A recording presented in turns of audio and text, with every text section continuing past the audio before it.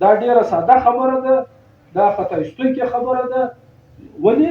ژبه یو پاور دی، ژبه یو نظام دی، ژبه ستا اقتصادي نظام دی، ستا سیاسي نظام دی، او ستا نظامي یعنی فوجي نظام. اوس ما دا دومره غټه دعوا وکړه چې ژبه خالي دا نه ده چې موږ یې وایو ستا فوجي نظام، ستا سیاسي نظام، ستا قومي نظام، ستا اقتصادي نظام، دا ټوله پر ژبه باندې مربوطه دي.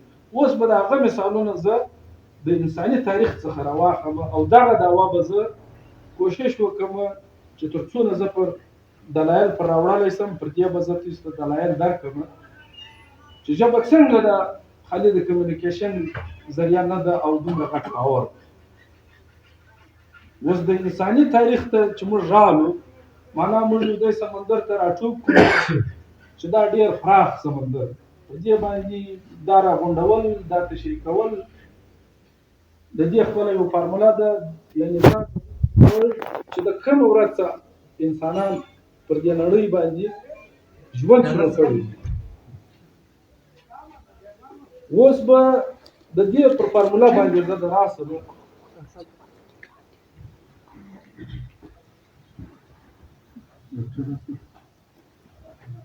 یعنی اوس به موږ دا ټول انساني تاریخ دا پر څلورو حصو وویشو. اوله حصه یې ده لرغونی تاریخ، لرغونی دور، یعنی په عربي کې چې قدیم دور ته وایي، اردو فارسي دا هغه لرغونی دور دی چې د دې نشانات شته مګر معلوم نه دی. دا هغه دور دی چې په هغه کې انسانانو د وسپنې، د مسو، د سونیو د دې استعمال نه و زده، د لرګي او د ډبرې څخه انسان ابتدا کړی. دویم دور چې دی د انساني تاریخ د معلوم لرغونی دور، یعنی معلوم قدیم دور. دا هغه دور دی چې د دې آثار شته، د دې په لیکلي شکل کې، د ارکیالوجي یا د آثار قدیمه په شکل کې، د دې د لیکایي په شکل کې، د نورو ډېرو شیانو په شکل کې د دې دور تاریخ معلوم دی. یو دی جدید تاریخ، جدید دور، دا دریم دور دی یا دریم پړاو دی د انساني تاریخ چې دا را شروع شوی دی د 18مې پېړۍ څخه، یعنی د 1900 څخه دا دور را شروع شوی دی. او اوس چې موږ په کوم زمان کې اوسېږو دې ته پوسټ ماډرنیزم وایي، یعنی په پښتو کې په اوس ماته د دې توري نه ملاویږي چې اوس پوسټ ماډرنیزم ته یعنی غبرګه جدید دور. نو دا څلور دور اصول. اوس به موږ په دې څلور دور کې د ژبو لکه ما چې دا دعوا وکړه چې ژبه دا دومره غټ طاقت دی، په دې څلور دور کې به موږ ورته ګورو چې موږ څنګه ثابتولی شو چې دا په دا هر دور کې دا ژبه دا یو طاقت تېر شوی دی. هغه موږ څنګه ثابتولی شو؟ اوس په یوه دور باندې خبره وکړو.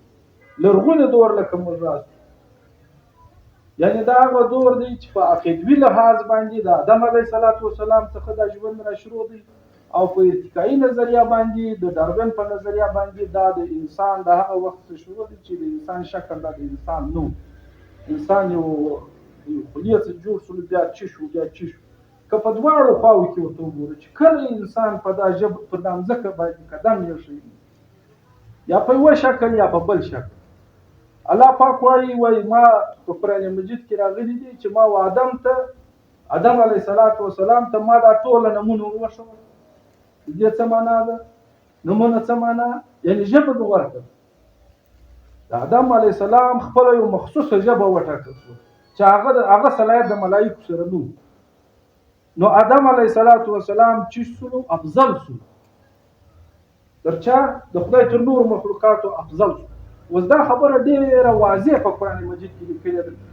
چش افضل کوي په اول واري کې، نه د عبادت کړی دی نه د بله کړی ده، مګر دی د ژبې خپلې ژبې دی چې خدای ورکړله دی افضل تر نورو مخلوقاتو.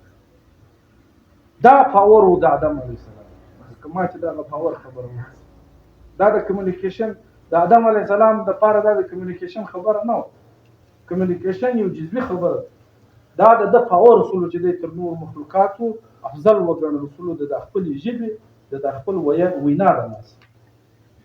د داروین په نظریه که موږ ورته وګورو چې داروین وایي انسان واره بیزوګیو لکۍ درلودله بیا څنګه شو کې لکۍ درلودله هم د دوی په تاریخ چې موږ ورته وګورو یا د بیزوګي شکل یې و یا هم په هغه دور کې تاسو ورته وګورئ چې دوی کوم دستاویزات هم موږ سره پرېږدي په هغه دور کې پاور د هغه خلکو سره ورسره و چې اکثریت یې ژبه ویل یوه ژبه یا یوه بولۍ یا یو چم چې دوی به سره په پوکول چې اکثریت به په کم چم یا په کومه بولۍ باندې سره پوهېدل هغه خلک به طاقتور ډوډۍ هم د هغو سره ډېره وه اوزار هم د هغو سره ډېر وو علاقه هم د هغه سره ډېر د هغه انسانانو ماشومان زنانې د هغوی جان مال محفوظ هم د یخه څه هم د لمره څه هم د دښمنه څه ولې دوی په خپله وینا سره پوهېدل چې دا دښمن دی دا دوست دی دا خوراک دی دا څښاک دی دا ګرمي ده دا یخ دی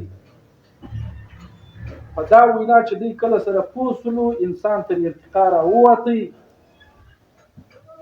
څوکه و جدید دور ته راوتی اوس نو جدید دور لراست جدید دور کې